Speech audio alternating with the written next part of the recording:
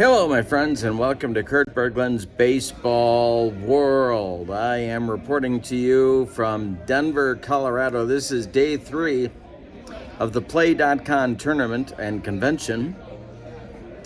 Plaay.con convention in Denver, Colorado. It's been a great 3 days. These are the highlights of day 3 that I'll be bringing you. The morning started off with a golf tournament using History Maker Golf, and that was a lot of fun.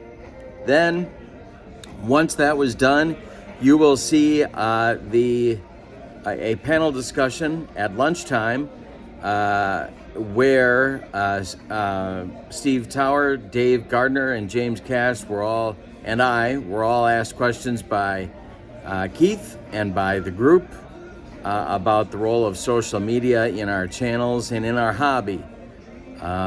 So that was fun. And then this afternoon, it has been all hockey. It has been a hockey tournament using Hockey Blast. And it's just been a great 3 days. I really have had a great time, and I'll be heading home tonight. This is Saturday afternoon, and Saturday night, I'm going home to Milwaukee. A couple things coming up on the channel. Sunday night, I have an on-deck baseball game to bring you. You'll see that at 6 p.m. Central. And then Monday night is an all-new secondary store for June 2025, so I hope you'll stop by. That's also at 6 p.m. Central. And Monday afternoon at 3 p.m. is a History Maker Baseball matinee game. I don't do a lot of matinees, but I thought I'd bring you one. So 3 p.m. Monday afternoon, and then there will be the History Maker Baseball game using the Kurt Berglund's 50 Years of Baseball Greatness set. And then Monday night at 6 p.m. Central, that will be the secondary store. So a lot going on in the channel. Thank you for your support. Don't forget to click like and subscribe if you have not. Channel membership information is in the description for this video, so check that out as well. All right, let's dive into the third day of Plaay.con 2025. Saturday morning golf. Golf. Who's ready to tee off?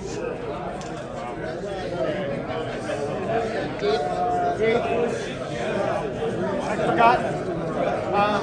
The book is asking if it's a cordial hole. If it is, he has a Yeah, it's already starting.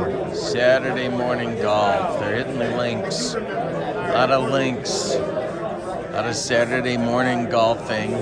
Got your clubs.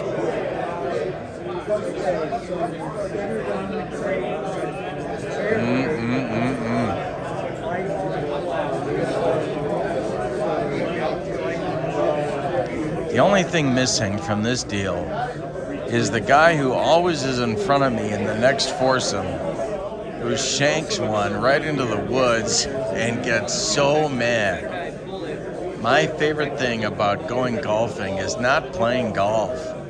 It's looking for that guy who's wrapping his $500 per club bag around the tree because he thinks he's, I don't even know, Phil Mickelson or Tiger or somebody. And he realizes that he just threw a lot of money down the drain. I laugh so hard at that, I can't stand up. And so my laughter is so loud and the course is so quiet that inevitably this guy who's wrapping his clubs around a tree hears me laughing, and then it's time to get in the carts and start driving quickly because it's going to get ugly in a hurry. So that's my golf story. I don't know why I find that so funny, but it is consistently hilarious. And is my favorite part of the game of golf. Although I do have History Maker Golf, and I do enjoy playing it, although I need to play more of it. But This is, I want to give you a picture of the room because it is quite a lot of participants. Give you a look at the big picture here. This is a lot of people playing golf. And of course, the Caddyshack references from people like me are rarely appreciated by people that have heard them 6,000 times, but I still find them amusing. So that's another fun feature of the. I'm also impressed by how loud the masses are getting here early. This seems to be a much more passionate. Of course, maybe these are individuals who are in that wrap your club around a tree group in real life, or as the kids like to say, IRL.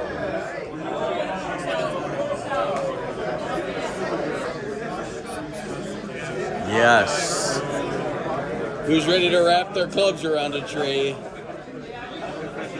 You're right in the lead.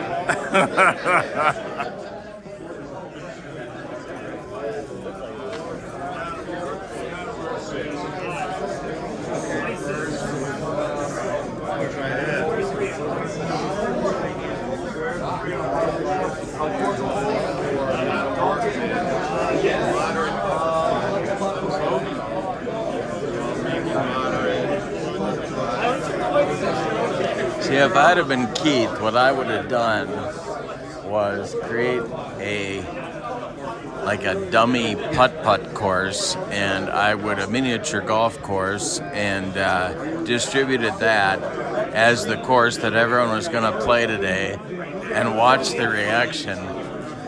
But that's probably why I don't own Play games, and Keith does, because my sense of humor sometimes gets me in trouble. I know you probably have difficulty believing that, but I would have found that highly, highly, highly amusing. Look at the size of the crowd here. This is amazing.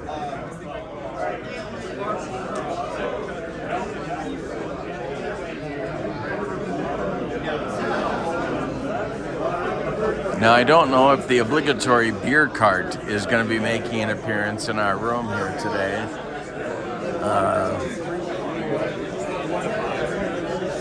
My guess on that one is no, but we can always hold out hope.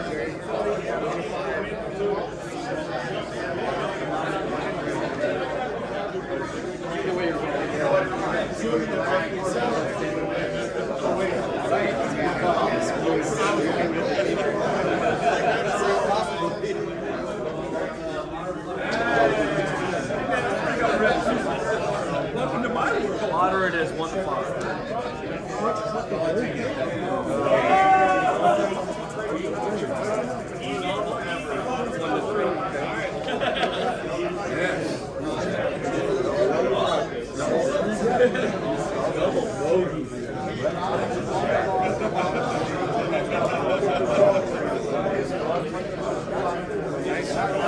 I'm just gonna concede your strategy. Odds are pretty good. I don't roll the like this because you don't want to know that you got this. Why would you want to know that?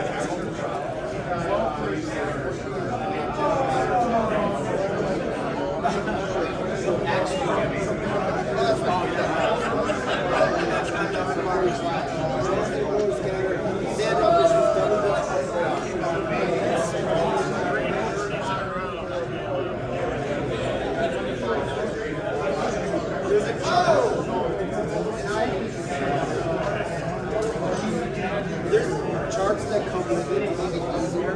He didn't give those, so we're doing a lot of playing and all that stuff. Kind of a pain in the butt. Alright, what, 2, 3, 4, 5 is control? Oh.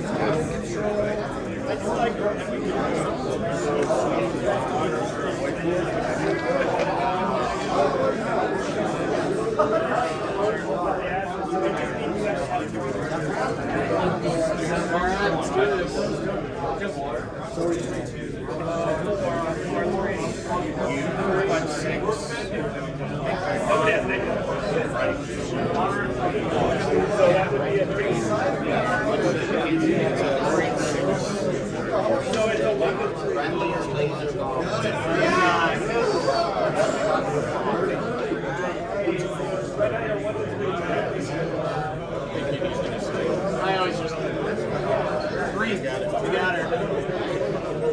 Thank you.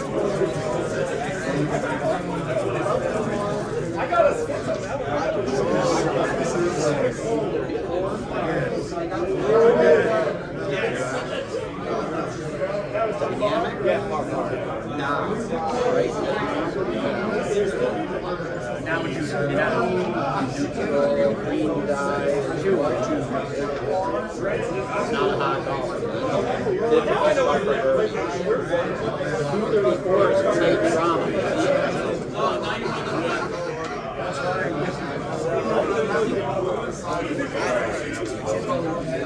Triangle scoring.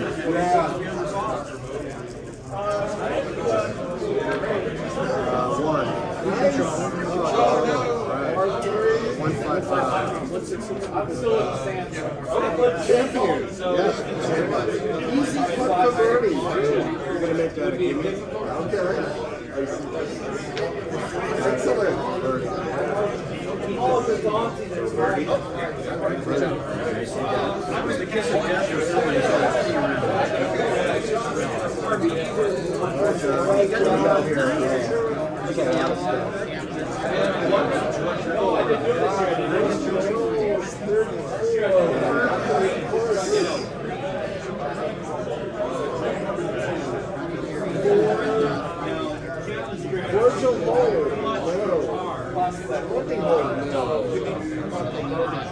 Easy putt for ball. Easy.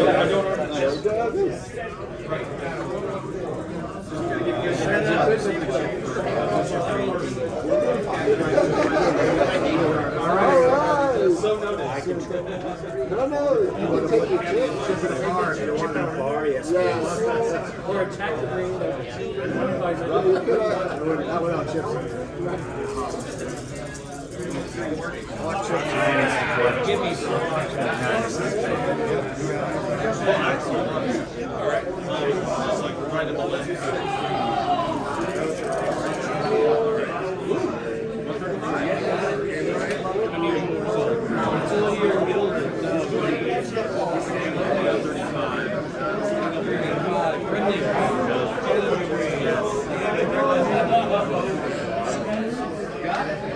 Oh no!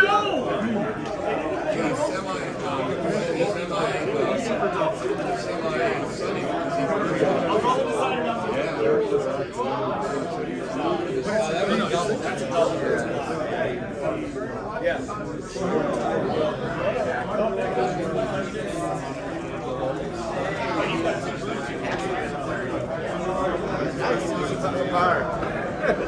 So it'd be a modern.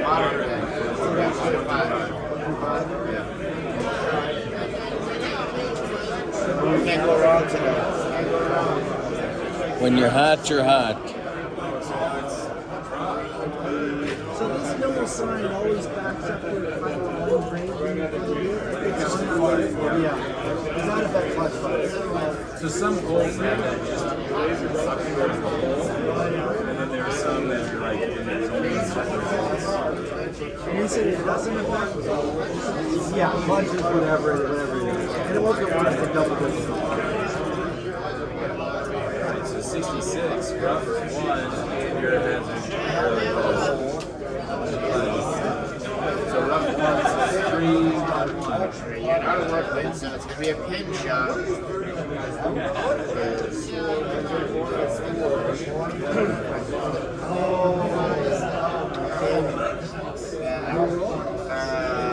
Reroll like that. Yep. 3. Rims cut and kicks out. Easy cut for hard. So it's 1 to 5. Got it.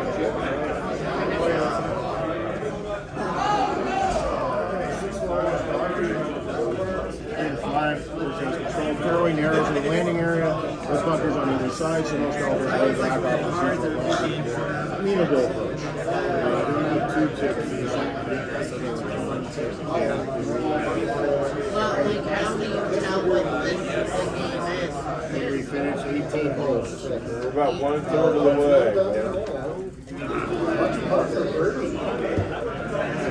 You have control. No! Oh, sorry. 12 chances.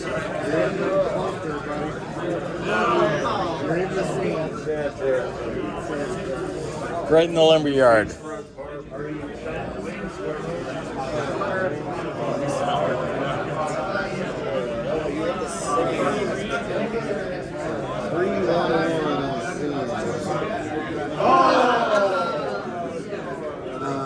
Not chalky, I'm assuming. Explosion from bunker, go to the long shot. Re-roll the white die. Rim's Cup, easy putt for par. Two.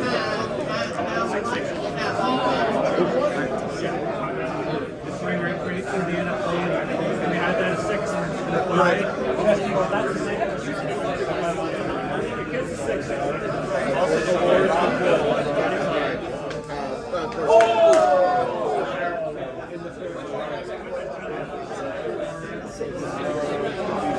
Yes, it is. Yes.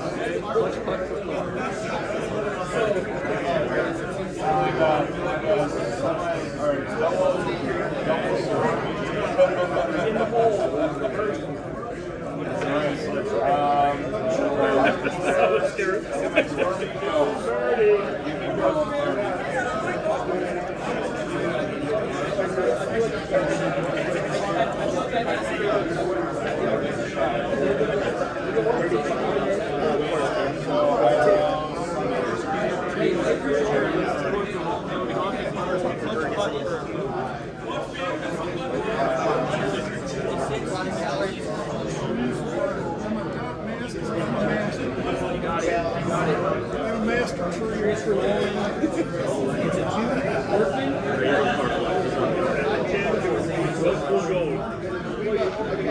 Two, are you master? Yeah, you are. Big swings and sand flying, a ball flying through trees. Wow. Blue chip for you, sir, and re-roll that white die. One, re-roll. So you re-roll the white die. If it's a one, it's in the hole for an eagle. Otherwise, it's a gimme putt. It's an eagle! Oh my goodness. Oh my god. That was incredible. Yeah, absolutely. Oh wow, it's really daunting sort of staring at everyone doing great and James over here just collecting a pile doing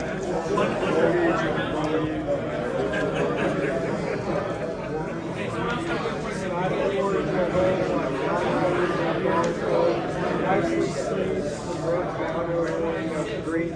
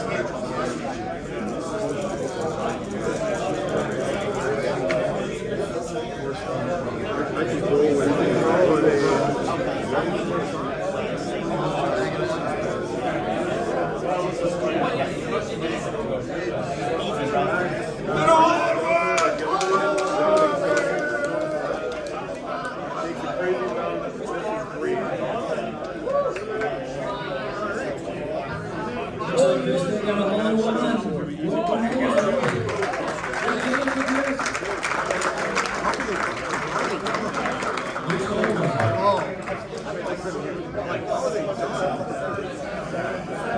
On 7, got a home run 7.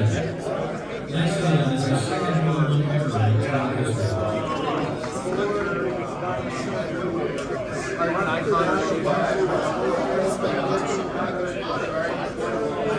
Well, that's when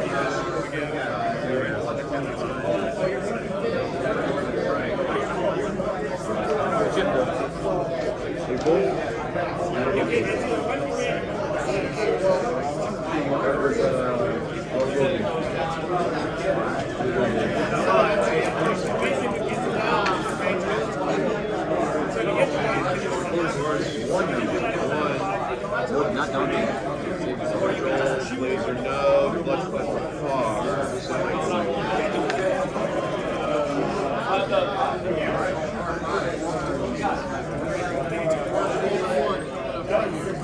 I don't play surf. Try to shit maybe, but water keeps getting on me as well. I hate water. Continue on, know that when you're doing your gimme for par, it's 3 dice. You can't get triple sixes. When you're doing your gimme for birdie, it's 2 dice. All right, so Roy, what are you scoring that at par?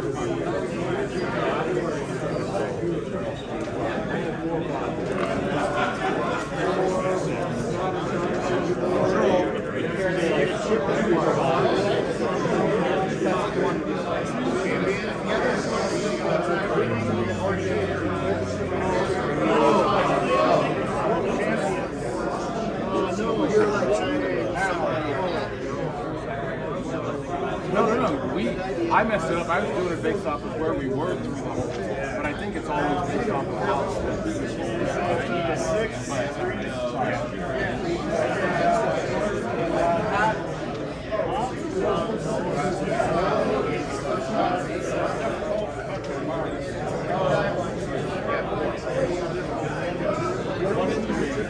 Otherwise, digs out of rough side.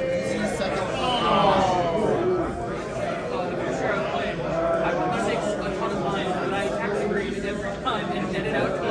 And then you talk about on your podcast saying, handle learned patience. I didn't, but I was supposed to.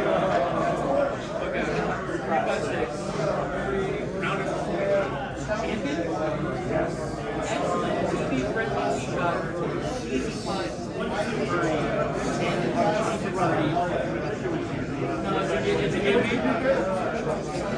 Watch what he gets there. No, I spent the trip taking ball.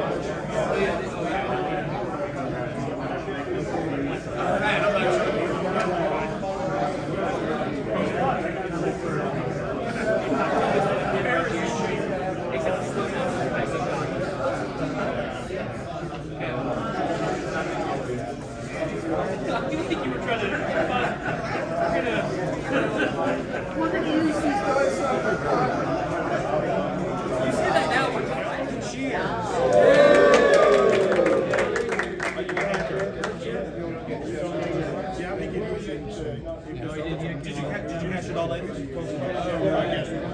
Did you catch both of them in? So you have done very Yeah, you're right. A moderate birdie. 7, 1.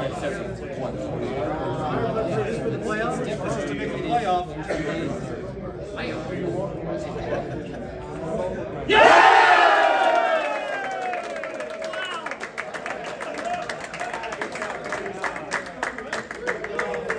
We are going to a playoff.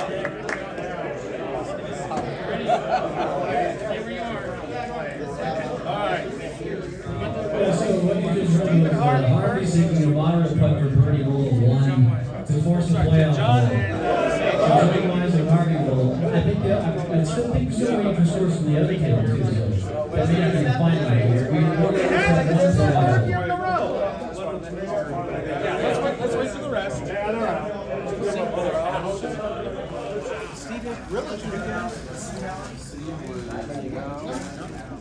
I talked to him as he was leaving. He knows to be back here. Oh, that is the one I was looking at. I went to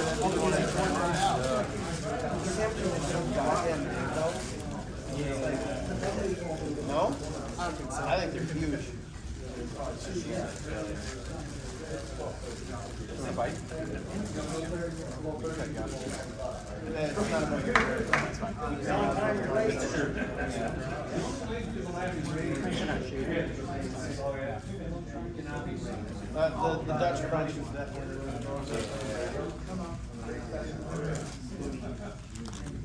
Decide if I want to play a game while this is going on or not. Da Vinci. Classic. Sometimes I get more adventurous, but this is the safe go-to, yeah. Why do I feel like the golf tournament was shorter this year than normal? Doesn't it usually go another round? Or is it just because we've had playoffs the last 2 years I feel like it was a little like... It's about 3 hours. 2.5 hours. Is it always been just 2 rounds and then it's the low score? I feel like there was... Okay.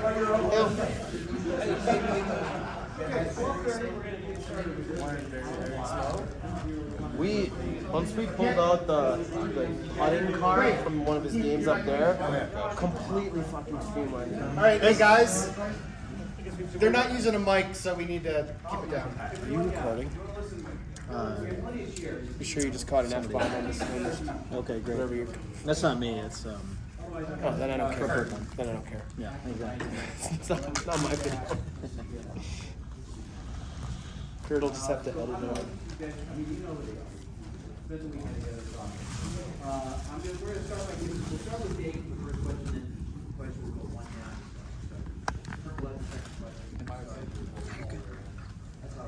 These guys outbid me by $1.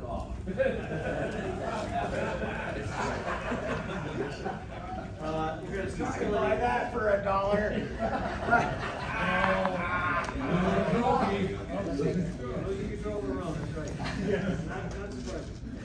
Let each of these guys give us the 60-second elevator pitch for their show. And I'm going to have a timer. 60 seconds, go. Well, my name is Dave Gardner. I do a podcast called Digital to Dice where we talk about tabletop sports games. I also have a YouTube channel called Dave Gardner Videos. And on that channel, I actually get to play and show off a lot of the games that we talk about on the podcast. Wow, that was way less. Got a full 30 seconds. All right, Kurt, go. I'm Kurt Berglund. I have a YouTube channel called Kurt Berglund's Baseball World. I have sort of a rotating sequence of Sims and break out new and little known, lesser known Sims. Sometimes they're out of print, sometimes they're just not on people's radar. I have a member side of my channel. I have 177 members. We do on that side a lot of tutorials, demos, book reviews, stuff that I don't do on the subscriber side. I just looked. I've created 2,200 videos according to YouTube, which doesn't seem right to me, but that's what YouTube says, so okay. And about 300 or so for members. And so there's a pretty good archive of both. And I have a playlist of demos that subscribers can access if you're looking for something. And that's, I think, the thing that I might be the proudest of. That if you're looking for something different and you hit my demo playlist, you can probably find something that will be interesting. So, Free gifts every month for members. All right, Steve, go. All right. My name is Steve Tower. I run a YouTube channel after further review with Steve Tower. I focus now on live playthroughs of games. So you get to see the game from start to finish.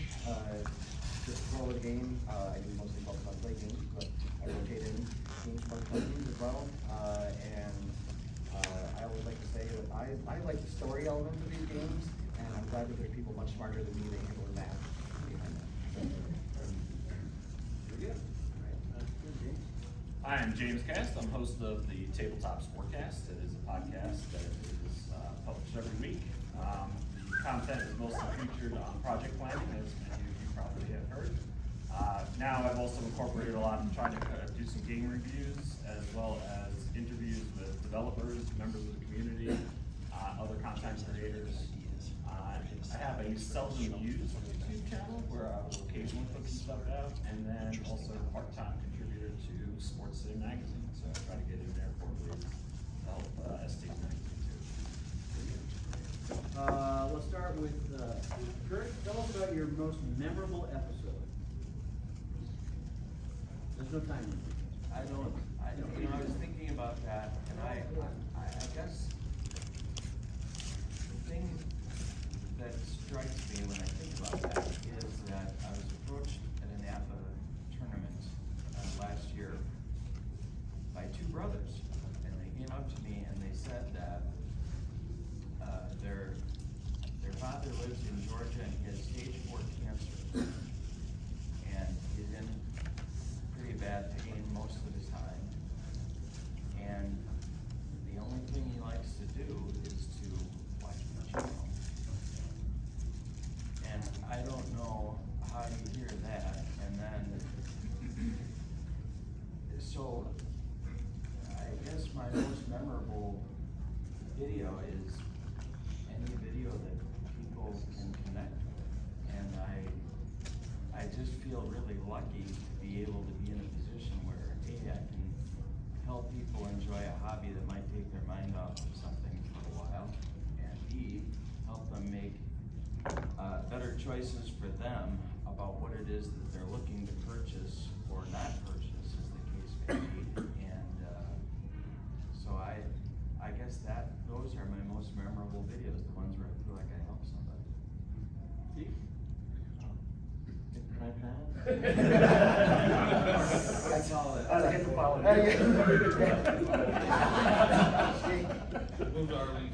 Also encouraged. So my most memorable episode is, it was one of those days where the timing of everything just worked out.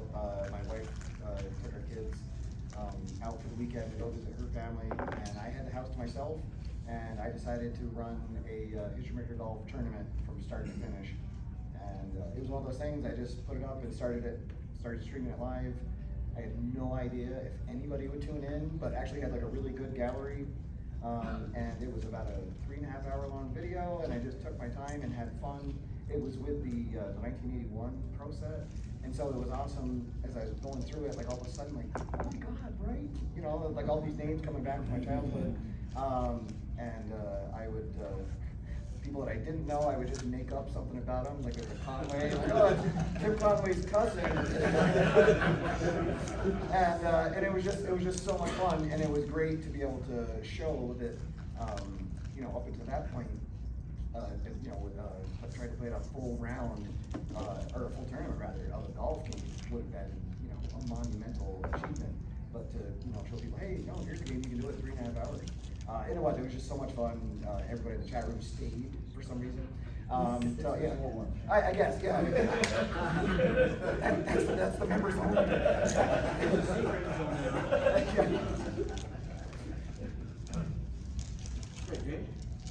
I've had a couple of kind of milestone moments with the podcast, but I think the one that really, it was early on and it really kind of started to build an audience was when I did the narrative of History Maker Baseball. I heard a lot of great feedback from folks on like just how I was interpreting the results book and kind of putting the narrative in there, and that really stood out as one that a lot of people came to me, and I started to realize people were listening, so it was like, okay, cool. So I think that one stands out above all else. I think mine would have to be a YouTube channel. In 2020 during COVID, when everything shut down, I was out of work, and it was a pretty depressing time for me and a lot of other people. And Ron and I went live every night on YouTube for 6 weeks, every single night for a couple hours on 6 o'clock. And we just talked and entertained people, and it was therapy for me and for a lot of other people. And it was 6 weeks straight we went live. On one of those nights, as you know, Ron's disabled and he's in bed. He had banners put up on the walls. He had like a CBS banner and ABC Sports banner, and that's what he had in the background for his videos. Well, one night he decided live on YouTube to show off one of these banners that he just got in the mail. And so he does his teeth and he pulls it down, he's trying to show us, and he's spinning around, and he turned into pigs in a blanket. The banner had wrapped around here, and he couldn't get it off. Sit around!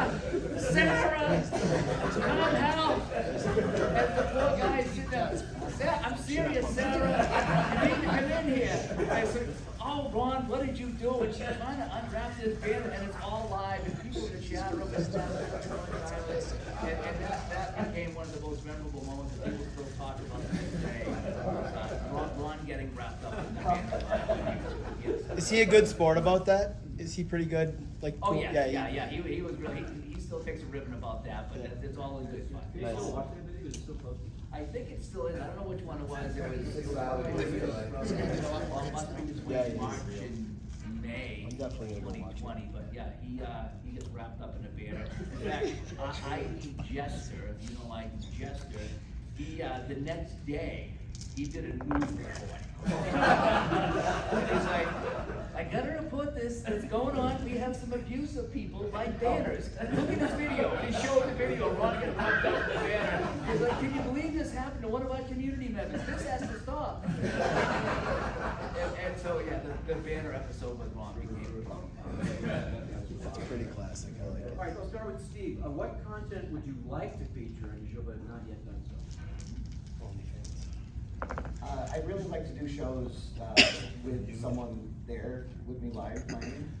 I feel like there's a great dynamic, especially evidence from here of the convention.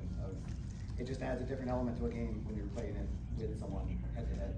So I don't know. At some point, I'll have to maybe have to move out of my basement and get someone to come on, because it won't be by anybody in my family probably. But yeah, so at some point, I'd love to showcase games head to head. We did a couple of We did, yes. All The Hollow, yes, yeah, and huge viewership. right, yeah, it's a ton of fun, yeah. I actually went to Boston and hung out in this basement and we did a couple of In the old basement, yeah, unfinished basement, before I was, yeah. So I was gonna ask if you think you could do those remotely, or if the live would make it more fun in person. I mean, it could, yeah, sure. You know, I can have the board on my camera.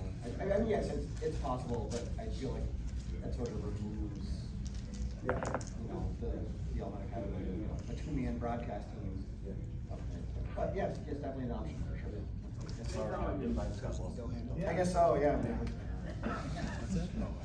Do you have snacks? Maybe that's why no Oh, one's right. showing up. You gotta have snacks. I'm the snack.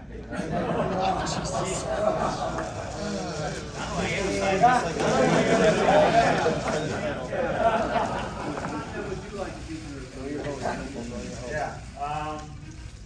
So I do want to try to start building more of a YouTube presence. The one thing that I think would be really good, I really envy the guys who can do the full playthroughs. I don't think I would have the ability to do that and do it effectively. But one thing that I think would be really helpful for a lot of people in the audience, and steal the idea if you want, but you know, we've got like the Play fact that Al has put together, no booing. I think it would be really good just to do a couple quick playthroughs and to show like some of the more complex situations that you get into with some of the games that we play. And not have to do it through a whole playthrough, but set up those scenarios. I think that's something that I'd like to be able to do. +1, that's a really good idea. Yeah, absolutely, dude. There you go. For myself, I'm still new to all this, so there's a lot of games I haven't seen and haven't played, so I look forward to bringing anything new that I haven't done, haven't played yet, or maybe haven't broken out of the box yet. So for me, I like discovering new games, and you never know, when you play a new game, that may become your new favorite game. You never know. Mature than all of us. And I like showing new things off to the channel and things like that. So for me, anything. We'll start with James. How do you decide what content to feature on your show? It kind of was a surprise, but I like to plan everything.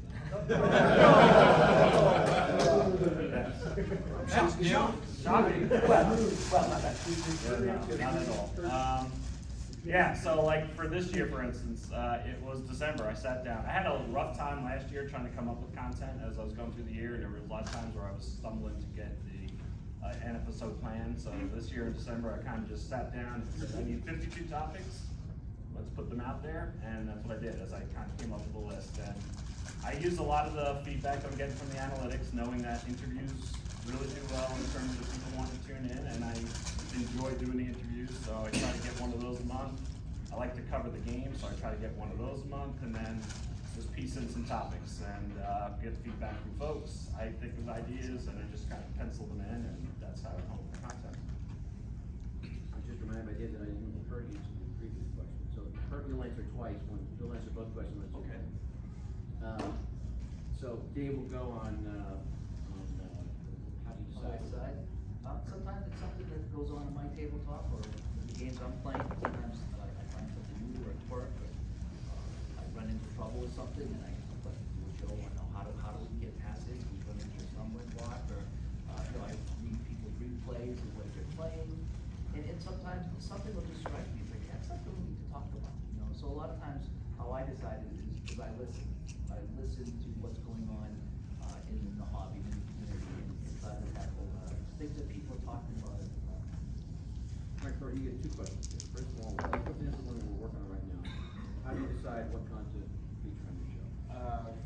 For that one, I keep a running list of sims that are either in print or out of print that I have gotten feedback from folks saying, hey, could you look at this, or did you ever see this? And so I kind of go through the year and check stuff off as I get to it. So that's one thing that I do. But there's events that happen in the hobby. Maybe there's a problem, or maybe there's a new issue, or maybe there's a book, or maybe there's some kind of challenge that people in the hobby are having, and they want either a light shown on it, or they want some reaction to it. Maybe it's some consumer awareness, maybe it could be a lot of different things. But I think one of the important things that we have a responsibility to do is to be light enough on our feet to respond to things as they come up, because people are spending money and they need to know if there's something funny going on, or if there's something great going on. I think we've got that kind of obligation to respond to. So those two areas are kind of how I focus. I'm really interested in showing people what they might not be playing, what they might not know about. That's kind of what gets me up in the morning and gets me going. That there's stuff out there people don't know about, and I want to bring it. And then the other one, what am I not doing that I would like to be doing? I got to keep working on that list. There's always another hill to climb. But I'm an old government teacher, and the Mr. President simulation is one that I would love someday to bring to my channel, just as, because I don't think we think enough as a country, and just to exercise some critical thinking about something that may not be sports related, and it doesn't have to be political even. You just got to exercise your brain a little bit, and I'm really intrigued by the Mr. President sim and that's something someday I'd like to be able to do. We can make that happen. I think Dave, you're going to go back first again. Does Steve answer the? Did everybody? Yeah. Did everybody? No. Okay, go over. I'm sorry to lose my email. Sorry, what? Can you repeat the question? What content would you like to feature on your show that is not yet done? Or in a second, how do you decide what content to feature? Oh, yes, okay, yeah. It really, for me, I'm at the complete opposite end of the scale for games. I'm very much a spur of the moment. Something just grabs my fancy, and I'm like, hey, I haven't done this in a while, I should get this on. And then also sometimes it's melted by something just came out, like real-time fishing will. Spoiler will be on my channel soon, so yeah. But it really, it's kind of a spur of the moment. I do have like some regular things I'll get on. My baseball co-op games will always go up. But really, it's sort of a moment. Probably I should use a little bit more towards the project planning stage. But yeah, that's really kind of sees my pants. Is it hard to come up with content when you retire? Greedy, now Tatum's injured, it's, yeah.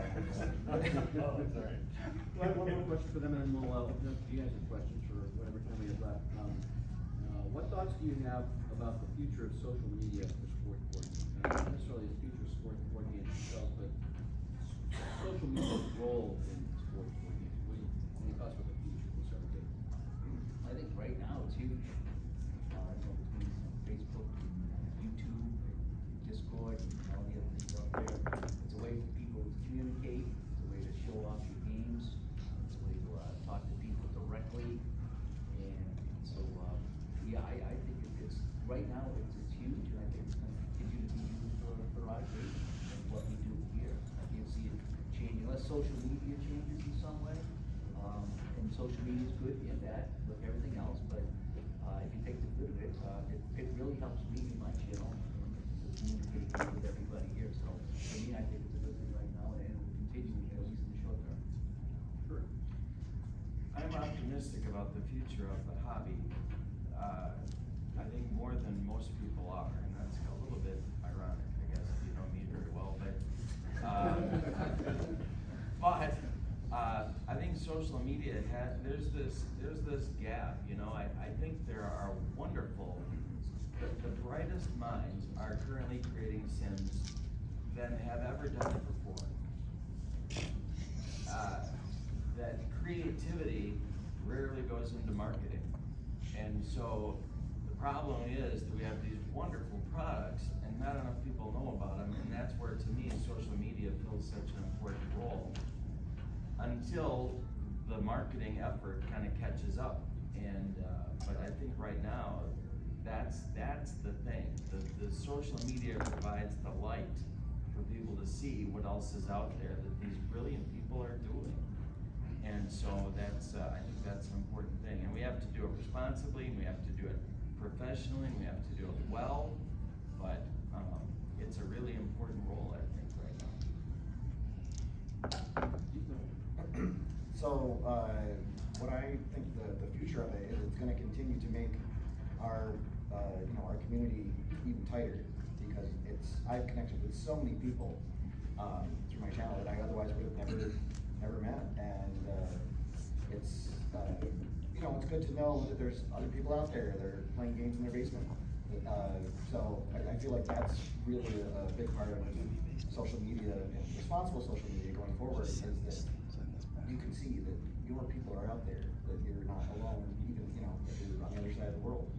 And I hope that we can continue to make a positive impact on the world, and people feel safe and know that they can watch these videos, find a new game maybe, or find a way that they're to play it, to nationals or something. But yeah, so I'm hoping that social media in the future will continue to be a safe space for people to come in, have fun, and maybe find their next new favorite game. So I think most of us spent decades kind of doing this on our own, right? And the rise of social media really brought us into a community. Events like this are even better, but I think just being able to connect with folks, I can't believe how many games I found as a result of social media, and that I think is going to be something that will carry forward. I also think that the rise of like AI and everything is going to be the pros and cons of like the future of social media. I think there's going to be some great tools that are going to help people create content much easier, and it's going to be there's just going to be a wealth of information out there, and people are going to find it easier to make YouTube videos or make podcasts, share their information with others. But it's also going to mean we're going to get a lot of garbage out there, and we're going to have to be able to sort through all that. So I think that's the pros and cons of what the future may hold. You brought up the AI. How close do you think AI is to creating a game? Well, I think AI could create a game now. I don't know how good it would be. I don't know if any of us would really enjoy playing it, but if I wanted to, I think we could get AI to create a game right now. Yes. I've done that with a few times. Yeah. How good it would be, that's a number. I didn't get to the stage where I was interested enough for me to take it further, but I knew if I spent several weeks feeling what I wanted, it would produce something that was, I think it's already there. I mean, I use it for stats already, so you can take your last skills and just make this different head. Yeah. You can do that. It's a girl story, you feed rubbish in it, feed you rubbish back. Yeah. I did a lot of that, obviously. Yep. Can I just carry on through the I just want to say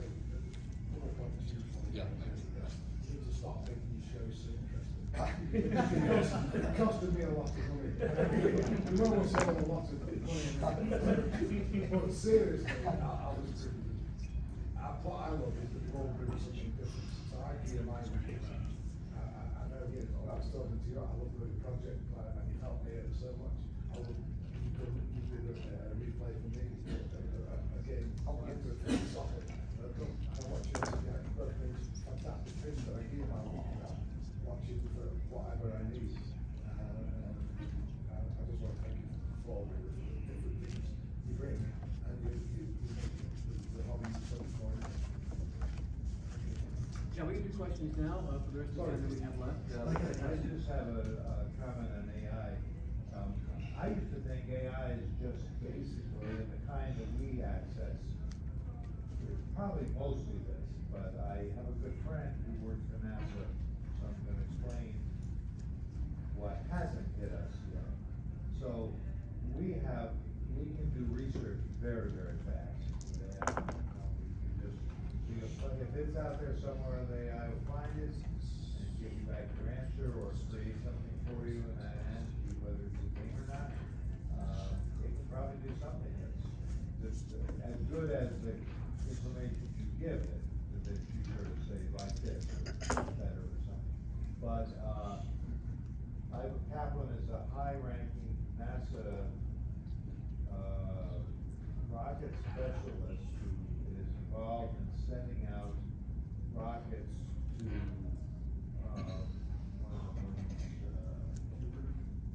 Jupiter moons and stuff. They're way ahead of where we are, kind of in planning what they're doing. So they find they want to set up the resources near the planet they're interested in, or the star and stuff. He talks to me a lot about this stuff. So one of their most expensive things is building these rockets. So I'm finding how to get the propulsion up there. So recently, they switched to an AI system where instead of spending $10 million over a year, 2 years maybe, you get the blueprints. We talk about the blueprints for a rocket and how to go to a certain place. So he calls up a friend who runs the AI system and says, yeah, we need this. So they get it back to him in 24 hours and it costs them $1,000. So this is the blueprints for what would normally take them a year, probably 10 million. So he takes that blueprint and he assigns a team that used to do the work, says, look at this blueprint, tell me if it's feasible, and we should move ahead. So they'll spend 2 days in a room, taking it apart and looking at it, figuring out stuff, and if they come back, yeah, this will work. So they'll put it in motion. And I did not realize there would be this kind of thing. I guess they're still doing it from information that's available. I'm not sure it's gonna bend in a way to propel a rocket or something, but he says it blew his mind the first time that they saved that much money. So AI is pretty much unlimited. AI is interesting, but it's also very concerning. Some of you know I run adult hockey leagues, is my main job. And on the website, I put the scores and I write a little blurb about what happened in the game, and I give the 3 stars of the week. And about 6 months ago, one of the guys in the team said, check this out. And he sent me his audio file. And he went into some AI and just pointed it to my website page for that week's games. And it was a 10-minute podcast, all AI, with a man's voice and a woman's voice. And it's like, well, let's get going week 8 of the Mass World Hockey League. What happened this week? Well, in the first game, it was the Bruins over the Canadiens 3-2. Yeah, Johnny had a real good game. Oh my gosh, he had 4 goals and 3 assists. And how about that shutout by the goalie in the second game? Oh, let's get. It was so cool. And it was so scary. Because it was neat that they're mentioning all our names, and it was done like that, but boy, that would replace so many people, and it was good, but it was also real scary. It's interesting what you say, but it says most people, our generation, use AI mostly as an advanced Google. Right. Where it's like what you just said, Mike, it's not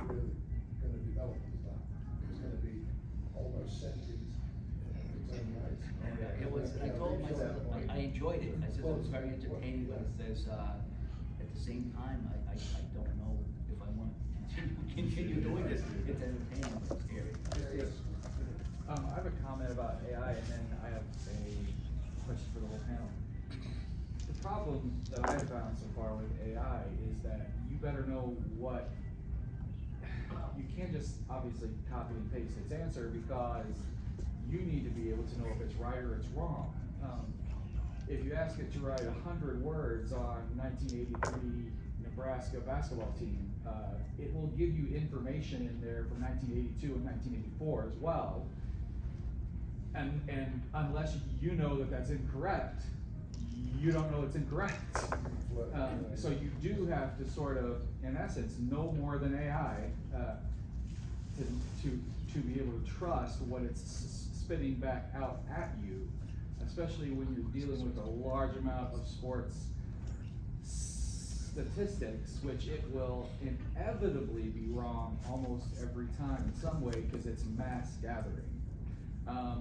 And until it can spell correctly on graphics, it's the I in intelligence that I'm having a problem with. Yes, but when you're giving it the correct spelling and it still can't do it 100% of the time, there's still a pretty massive problem. So we have a long way to go. What I wanted to ask the panel though was, I think all of you have a big audience from those who are already in the hobby. How often is it that someone has come to you and said, I found the hobby because? Has that ever happened before? Not for me. I think there's a few people in this room Okay. that found Play games. Okay. Yeah, they find parts of it. Okay. Yeah. But it's the same thing, they found Play games through your channel. How did they find your channel if they didn't already know about Play games? But yeah, the search engine brought up. Yeah, I Brought up- Oh, I could tell you I was on YouTube, I was like, cause I wanted to play soccer, was all I grew up was playing YouTube. And so I said, board game soccer on YouTube, and it's, under the hood review of soccer class, that's how I played. Yeah. Yeah, it's not that, a lot of times there'll be people that maybe had some experience with playing sports games years or decades before. And I don't really understand the YouTube algorithm, but it throws stuff out at people, and then they click on it, and then it reignites that spark for a lot of folks that, hey, maybe this is fun, maybe this would be something for me to do. I am amazed when I look at my monthly data at the number of people that come to my channel, not because they've subscribed or because they've bookmarked it, but just, more than 50% in some months just by what YouTube throws at them. And that is, I would never guess that. Unless I saw it on the stats page that YouTube sends us. So it's really kind of odd to me, and it's very counterintuitive, to me anyway.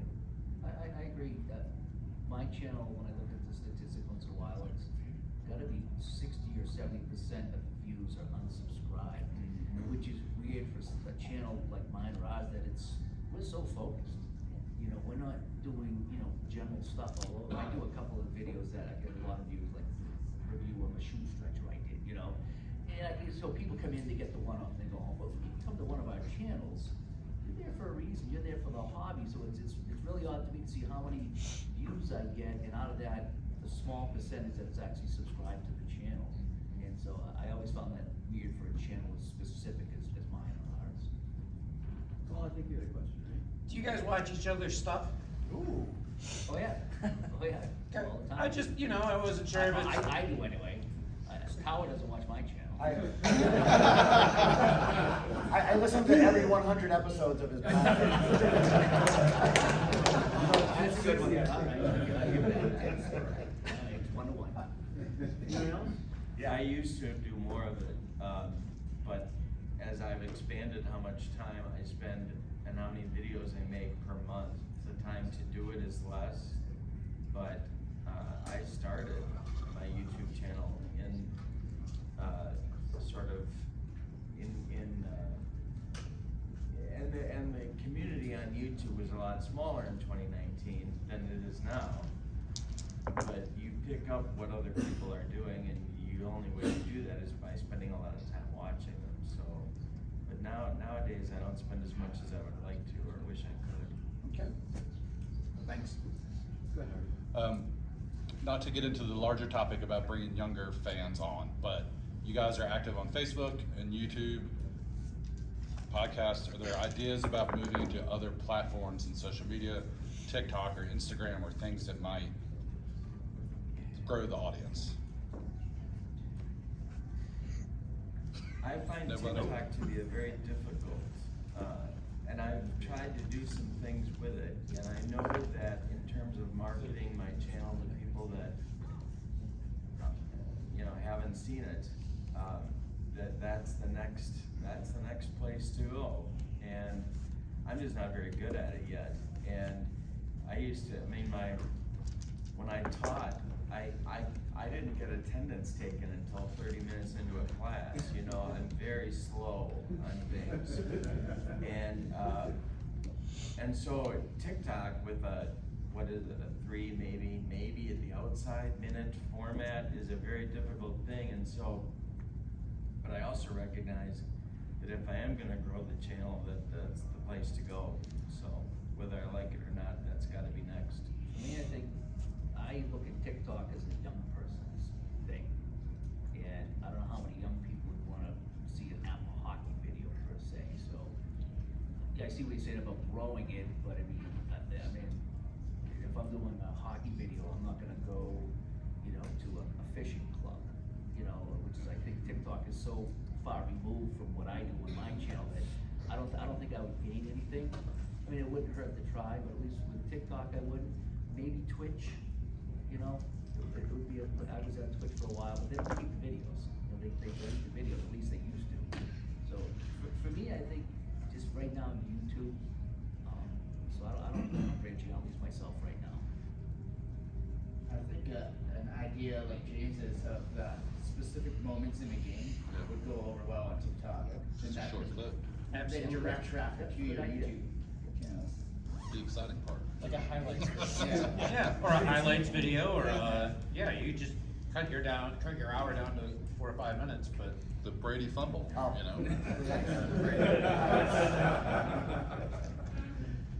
Once I get my OnlyFans up, I'll. That's next. That's what the basement's for. It went down, I'm still paying.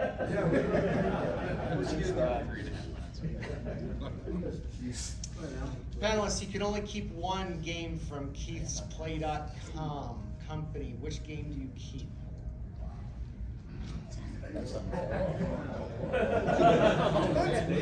You've got to answer it too. Mr. Major Baseball. Okay. AFR wouldn't exist without History Maker Baseball. Well, it's Kirk Franklin's baseball world, so. Dave. We're done.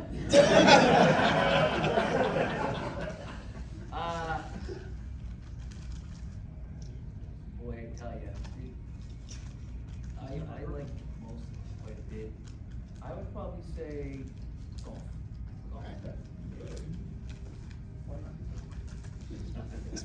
Good question. Alex. Go ahead. My question would be, when you, I'm not sure how all your videos go. I'm not familiar with James. What's your last name? James Cast. I think I've seen that one. But oftentimes when I've seen a video, it's pretty much just a game replay, not, hey, everybody, here's how it works. It's kind of news and you don't know that you're playing a game. I would like to see more often, 3-4 times at least, per broadcast, something about that game. In this game, it shows you the business. Other games usually show us other. Or look at the chart here. The guy almost got this result, not that. And this other game just got. Refer to the game itself. It's just a playthrough of the other thing. so you're talking like while we're playing, kind of explain what's happening? Something like that. I do that sometimes. Yeah. Sometimes I will just play the games, but a lot of times it's like, okay, I rolled a 7. A 7 is this, and then that is that, and that's how I got here. Or I thought this is a shot on net, it's out of range, goalie makes a save, if it's 5, needs to go to the right percentages. I like to do that sometimes when I play. It slows the game down. You know, so it takes a lot longer to play, and then sometimes I just kind of like, bang out the game real quick. But I think you have to do that too sometimes. We'll explain what's going on. Right? So my question is for you, Keith, and the other developers. Do you worry about social media exposing your intellectual property and people kind of taking your ideas and running with them in other directions and profiting off of the work that you've done? The hierarchy of things to worry about, that would probably be a little lower. But, I mean, you know, I think life in 2025 is filled with stuff like that. And so, I'm not sure that there's really a lot that can be done about it either, so I try not to focus on things that I don't have a lot of control over. Would you say what we do is a net positive? Oh, You wouldn't be here otherwise. Except for ID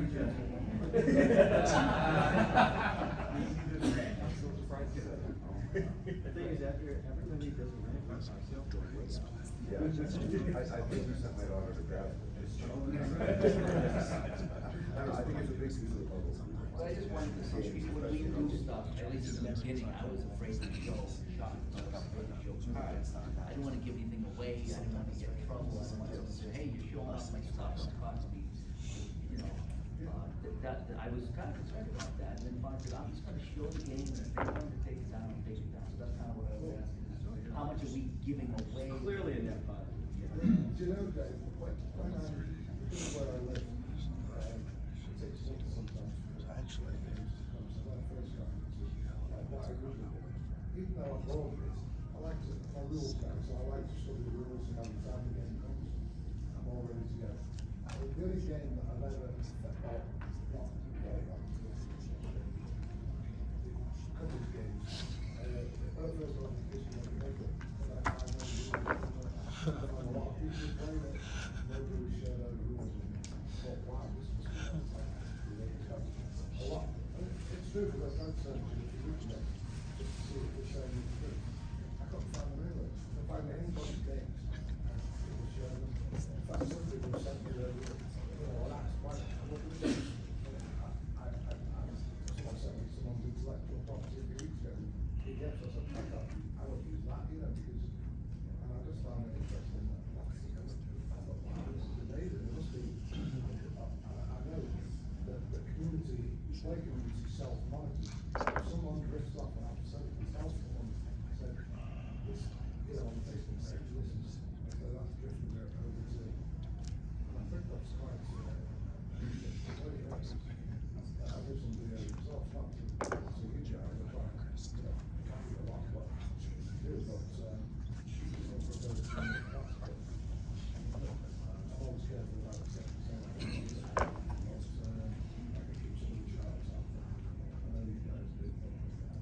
Players, I follow you, it shows them players. It's difficult to do, isn't it? A video. I will just show them you release. It shows them players. So it's difficult for them to build a whole, to steal a whole game based on that. He asked about other, he asked about other developers, so I did want to say that I understand can't for Keith, but it's not a big worry. I got a direct message the other day from Kevin Thomas, which was playing season ticket football online, made a video and a team card, and texted me, is this okay? And I'm totally in favor of it. I'm not sure if some people worry. But yeah, especially since we sell seasons, we sell games. Like if you show one team or one card, you're not going to discourage a sale. You're going to get people interested in buying. In fact, I mean, if Steve said to me, hey, I want to replay the 1989 World Series, could you give me the PDFs for those two teams, and I'd share them on my YouTube, so to download and play along. You can't fit them all seamlessly. I would do that, right? Especially if it's just part of the product that you provide. I think that's how we work together. Where you all do positive work, meaning I don't think I've ever seen any of you go online and just completely thrash a game company. That Jester does, yes. Often without actually knowing how to play the game. That's besides the point. What I'm asking is, but your show and your channels are also very much a product of what you like.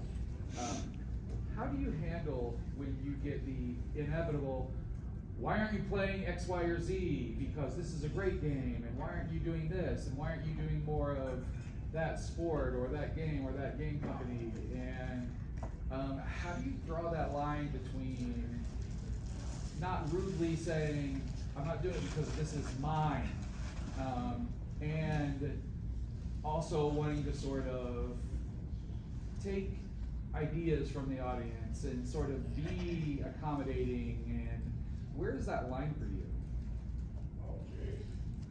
It was more difficult when my channel was younger because the identity of what I do wasn't really known, and I was still sort of forming.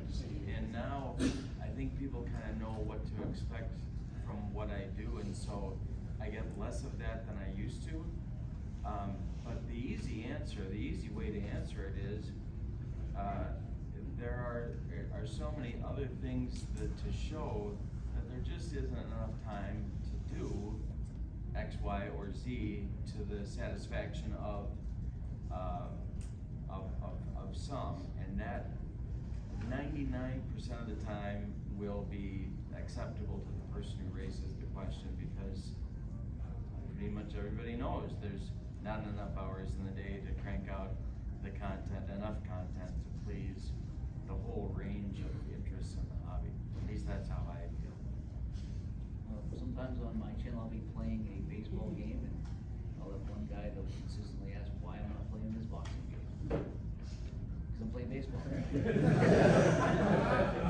I'm not a jerk about it, and sometimes I'll say, well, quite frankly, I don't like boxing, and I have never played a boxing game and don't plan on it. It's just something it's not my thing.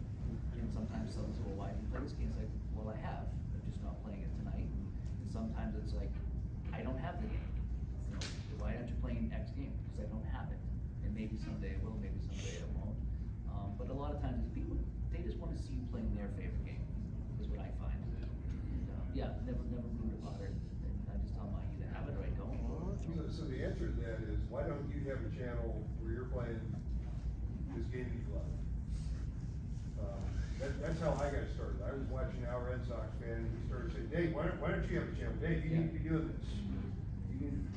So I started doing it because Al was doing it, and maybe that's your response to why aren't you playing this game? I got a question, you guys here. We all have our favorite games we like to play. How do you go about deciding that I'm gonna play a game that's not my favorite game? Because if I play bank shot basketball anymore, people are gonna unsubscribe. But I like it so much, I wanna keep playing it, I wanna keep sharing that, but every now and then you gotta break away and play something.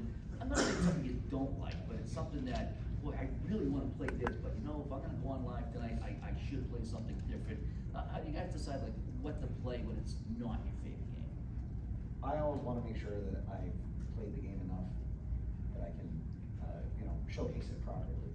And if I feel like I can't, I'll tell them, have someone reach out to me and say, hey, I want you to showcase this game. And there's been people I've said, I'm not the person to showcase this game. And just, you have to know what you're good at, and so that's, and so I never want to showcase a game and put it in a bad light, because I'm not, describing it correctly, or I'm, so that's my, if I'm comfortable offline doing it, then I'll be, more comfortable doing it online, but I, would never want to put a game in a bad light. So that's my line for content. Yeah, I think for me, it's, I'm not playing games like you all do. And if I run across a game or somebody's like asks, like sometimes I've had developers reach out and ask me about games, like putting their game out there, and I can't really speak to it because I don't play it and I don't really anticipate playing it a lot. But that's where I take advantage of things like doing a top 10 list on a specific sport, and then I can include a few things that I know about their game, so at least get it out there, but not feel like I have to do like an entire episode around it. I can do it as a bits and pieces. So yeah, I'm sure people have broken the code to figure out what games I play, but I'm not.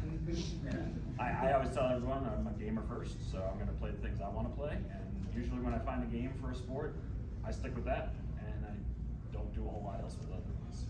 All I can say is, I wish all you guys were regular board game reviewers. 100 games published, okay, that's 100 games published.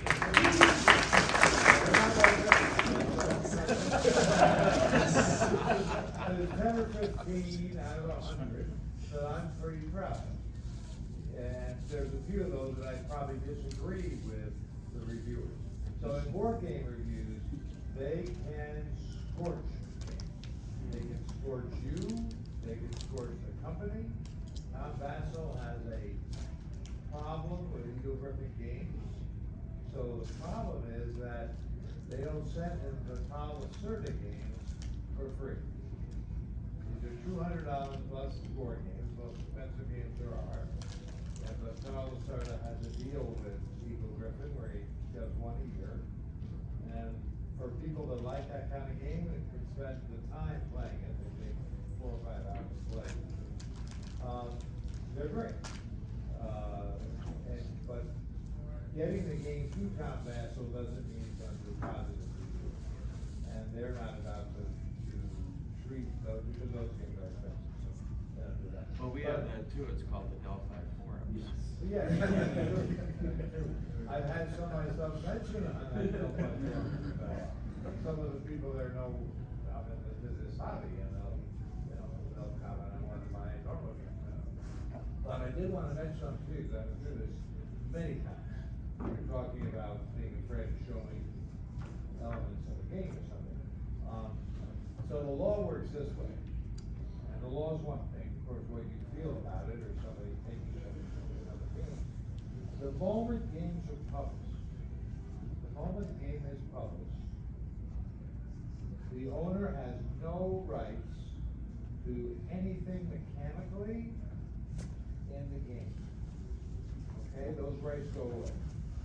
If somebody's ripping something off from you before your game is published, the IP, the designer, has all the rights. So I had a situation where a company, I had shown a game to a company, and they said, well, okay, we're getting other submissions too, and I said, well, you can pay me a little bit to hold it. If it be $1,000, I won't show it to anybody else. And they declined. They said, and I'm sure we're gonna get something good over the time. So, and then I got called that night by another company, Wizard of the Coast company, and they said, Mike, we just found out that you showed this game to, so it's no secret, people know the story, but you showed this game to WWF, and is there any cable on it? We wanna know if there's any cable. Did you get somebody to not show it to other people? Did they sign something that they said, no, there's nothing. So they offered to fly me out the next day, because they had an agreement with Ted Turner, they just signed to do a WCW wrestling game in a couple months. And here they find out I've already shown one, so. As a joke, I'm not sure that the quality of the game meant anything to them, as far as it was good or not, but they did care about that. But they were up against it, so if it could work out, that it would be anyway decent, they'd fix it and get it out. So they flew me out the next day, and I played the game for them, and they loved it. So they had me call, I called right away, WWF, as a courtesy, he said, by the way, that game I showed you, which you passed on, basically, has now been signed by Wizard of the Coast. I signed it that day. So know you're doing a wrestling game, and it's gonna be similar, there's gonna be wrestlers, there's gonna be other things in it. But I said, the only thing we're concerned about is the blue card mechanic that sort of made the game, and it's unusual, so we don't want you using that. So that summer, in Scry Magazine, they released this big ad to their upcoming game for a raw deal, and the game has no blue mechanic. So the next day, I got a call from a lawyer, and Hasbro, by the way, at this time owned Wizards of the Coast. Because I'm saying, WWE, yeah, that's a big company to go after. I said, what's it gonna be? How are you gonna do it? And they said, well, my board was big help for it. So Hasbro is a $1 billion company, whereas WWF is something nothing like it at all. So anyway, I won that easily. We had one deposition, and they fired the guy who said he had designed the game. It's the guy that I showed it to. He was changing all the stuff. I had records of when each thing happened along the way. So keep good records, but understand that once your game is released, you have no protection. You have normal copyright protection on things that will copyright rules, there's a protection on rule books, protection on manuals, so there's usually a trademark on the title if it's not written in the title off. But there have been cases of, like Ultimate Combat is a game that came out right after Magic came out, Magic the Gathering, a trading card game. They used every single Magic card in the game, the exact same card, but it was better. So Giant Growth was in the game, but did the same thing. The game Giant Growth and the Magic Growth were easy to attack, whatever it is. So it's important to understand that in the business we're in. That's the legal issue. Now, some of your concern and stuff might be to somebody, getting the word around, maybe they come up with a game that you were thinking of doing too, or something like that. I don't know, to speak to that, I would put that way down the list. Worried about. It also indicates they are not charged. Patents are a pain. They're a pain about the game. Magic could not get a patent because the judge just said, that's a card game. Card games have been around for a lot of people who shuffle their decks. So, yeah, but they would argue, well, they don't build their decks like specific cards. And they said, why do you mind if you have a board trading card game, trading card, whatever. So they got more of that. It's very hard to trademark games. Very hard. But there is pretty good protection on written things that you get with the game. So if somebody's ripping you off using the rules or surrendering any of that stuff, We're just about out of time, and I do want to give you guys, 60 seconds to whatever they need to, final stuff. I get to setting up our audience. We'll start with Dave. Yeah, no, I think it's a fun discussion. I think all four of us enjoy what we do. We enjoy being here and talking to you guys here and hearing what you guys want us to do. And we get feedback all the time on what we like, what we're playing, what games I should be playing instead of baseball. But for the most part, what I do is bring that part of it. I feel at least for me, and I enjoy the feedback I get. I enjoy playing all your games. I learned a ton this weekend from all of you guys, and it's very helpful to me. I'm very positive about our hobby. I'm not worried about the things that other folks are worried about in terms of demographics or anything like that. I think there's plenty of room. I think there's plenty of time. I think the United States economically is in a process of change, and that's reflected in the hobby and the demographics. So I'm pretty happy about where we are. We have more and better creators than ever before. I think it's a wonderful time to be a part of the hobby. So. So this really is one of the highlights of the year for me. Just getting to come out here. It really recharges my my tanks. It's so wonderful to see people face to face that I only talk to online. This is it's so great. It's always fun to come up to you and saying that your video cost me money. I feel like that's probably the highest compliment that I can get. So apologies to your significant others for all the money I've cost, but yeah, this is so much fun. Keith really sets the tone for this community, and I'm so glad that it's reflected in everything. So I started my podcast in August of 2021, about 3 weeks after attending my first Plaay.com, and it all was because of the conversation that I was having with a bunch of you who are in this room now and a bunch of people who are not here today. But it was those conversations that made me think, like, one, there's something I can offer here in terms of project planning, but two, I want to keep that conversation going. So that was really the biggest driver. So I think I have to thank Eve for hosting these events and all the events I've been able to attend, which I think things like IndieCon and Digital Dice and Gridiron Games have all been a result of being at Plaay.com. And so this event, like Steve, this is the highlight of the year for me from a gaming standpoint. I gotta put that clarifier in there. So I'll get in trouble with my wife. This is it. Yeah. This room, we know what it is.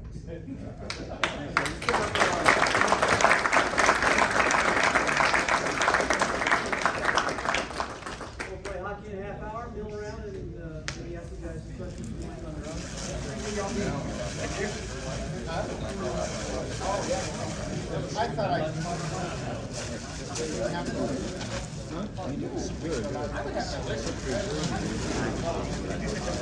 at least gave you yesterday.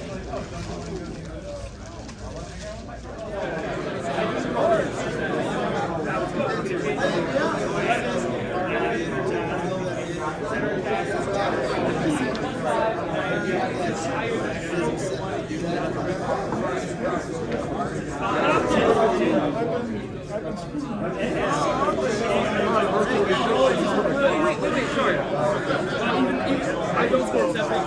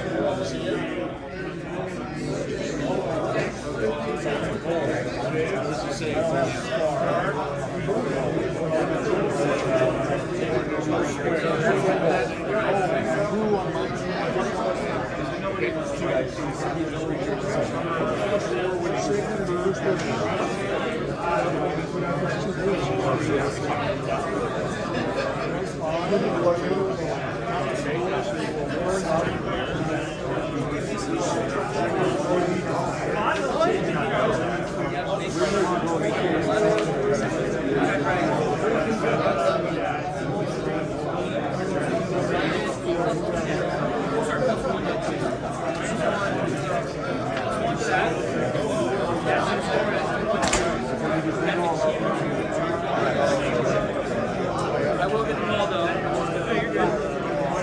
Okay, so I guess we're going over the first period. Let's see what's going. All right. Oh no!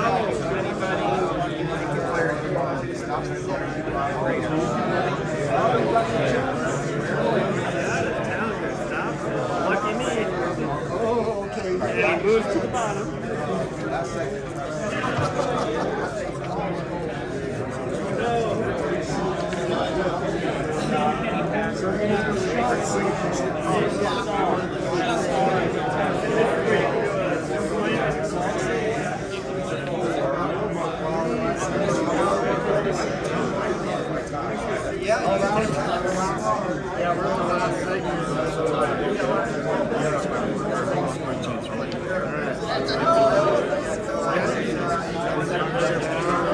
Still playing the last song.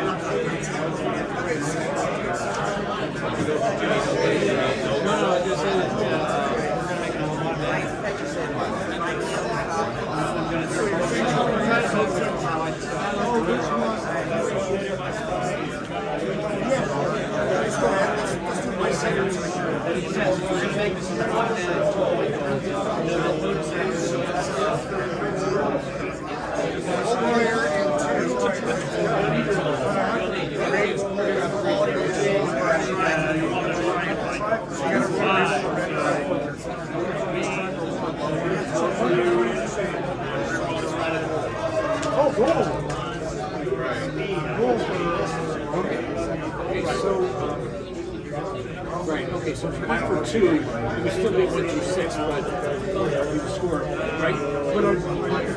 Right. If you did the decider, right, okay. But it's a risk of work.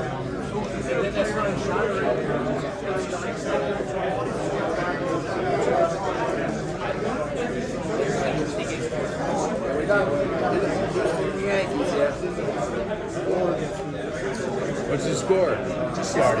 Okay. Jacksonville Whipper is semi Raga Randy.